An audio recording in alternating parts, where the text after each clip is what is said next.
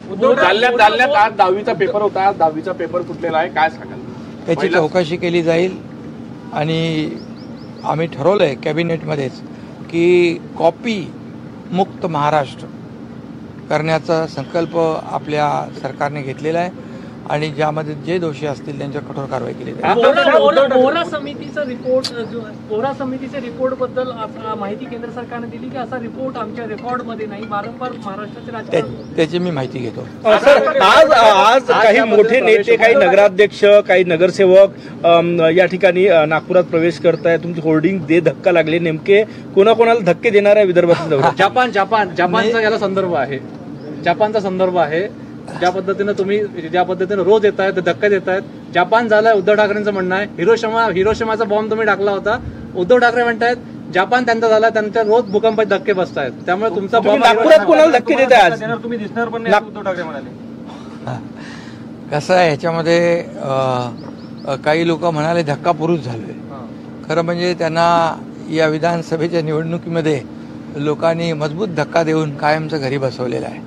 खरं म्हणजे बाळासाहेबांच्या विचाराला धक्का देणारे आणि बाळासाहेबांचा विचार सोडणारे, किंबहुना पक्षातल्या चांगल्या लोकांना, त्यांची नावं मी घ्यायला गेलो तर खूप वेळ लागेल, पण जे चांगलं काम करणारे, पक्ष वाढवणारे लोक, त्यांना धक्का मारून बाहेर काढणारे जे पक्षाचे नेते आहेत, त्यांना जनता धक्का दिल्याशिवाय राहणार नाही. त्यामुळे शिवसैनिक आमच्या सोबत येत आहेत आणि शिवसैनिक सोबत येत आहेत, एक विश्वास दाखवत आहेत आणि या विश्वासाला पात्र ठरण्याचं काम शिवसेना बाळासाहेबांच्या विचाराची, आनंदीगे साहेबांच्या विचारांची शिवसेना काम करते आहे.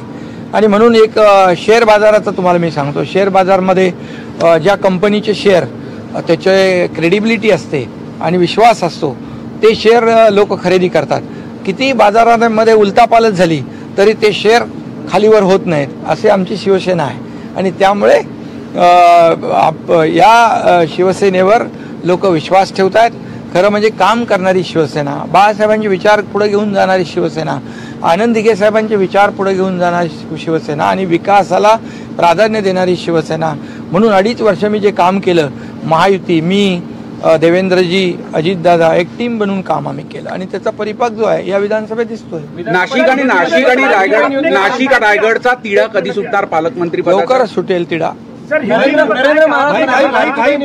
ज्या सवलती एसटी बसमध्ये दिलेल्या आहेत त्याच्यामुळे एसटी तोट्यात जाता असं आता प्रताप सर नाईक म्हटले की मोफत सवलती दिल्यामुळे एसटी तोट्यात जाते. लाडक्या बहिणीची सवलत, मुख्यमंत्री माझी लाडकी बहीण योजना बंद होणार नाही, बंद होणार नाही. त्याचबरोबर एसटीमध्ये लाडक्या बहिणींना, महिलांना 50% सवलत दिलेली, ती सवलत बंद होणार नाही, बंद होणार नाही. नरेंद्र महाराज, चलो ओके, हिंदी में बोलो. हाँ सर, आपने कहा था कि आपको हल्के में न लिया जाए, नहीं तो आप टांगा पलट जाएंगे, इशारा किसके तरफ था? नंबर 1. दूसरा सवाल है कि कुछ राज्यों में मुसलमान ये मांग कर रहे हैं कि रमजान के दौरान उन्हें 1 घंटे पहले छुट्टी दी जाए. क्या महाराष्ट्र में भी इस तरीके की आप लोग सोच रहे हैं? नहीं, देखिए, क्या कहा पहले आपने कि मुझे हल्के में नहीं ले, ये तो मैंने पहले ही कहा है. जिन्होंने मुझे हल्के में लिया है, मैं एक कार्यकर्ता हूँ, सामान्य कार्यकर्ता हूँ, लेकिन बाला साहब और दिघे साहब का कार्यकर्ता हूँ, ये समझ के मुझे सबने लेना चाहिए. और इसलिए जब हल्के में लिया तो 2022 में टांगा पलटी कर दिया, सरकार को बदल दिया, आम लोगों के मन की सरकार को हमने लाया वहाँ पर. और डबल इंजन की जो लोग चाहते थे, डबल इंजन की सरकार चली. और देखो, मैंने उस वक्त कहा था विधानसभा के पहले मेरे भाषण में कि मैं और देवेंद्र जी 200 से ज़्यादा सीटें लाऊंगा, तो 232 सीट आई है.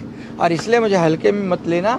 ये इशारा जिनको समझना है वो समझ ले, और मैं मेरा काम करते रहूँगा. रोज़ आरोप लगा रहे, रोज़ देखो महादजी शिंदे पुरस्कार मिला, पवार साहब ने पुरस्कार दिया.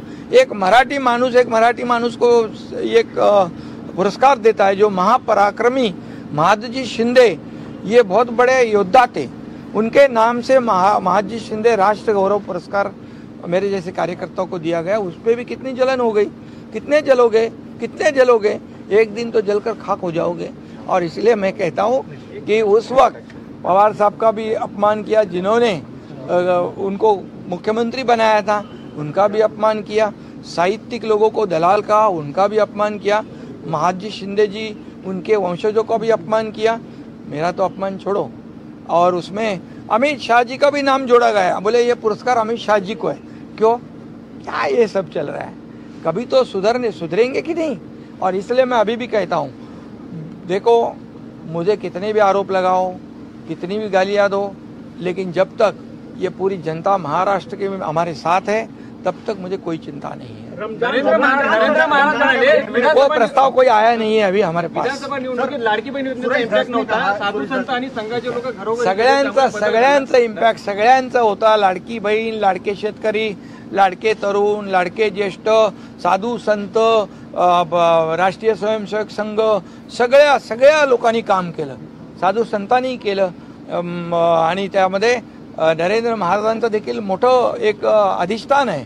त्यांचे लोक देखील आमच्या महायुतीच्या पाठीशी होते, महायुतीला त्यांनी देखील सहकार्य केलं। अमित शहा तो 2 दिवस महाराष्ट्र दौऱ्यावर आहे। आज रात्री पुण्यात अमित शहा काही महायुतीची बैठक वगैरे होणार आहे? बैठक नाही, उद्या वेस्टर्न झोनल जी कमिटी आहे काउन्सिल त्याची बैठक आहे। धन्यवाद. धन्यवाद।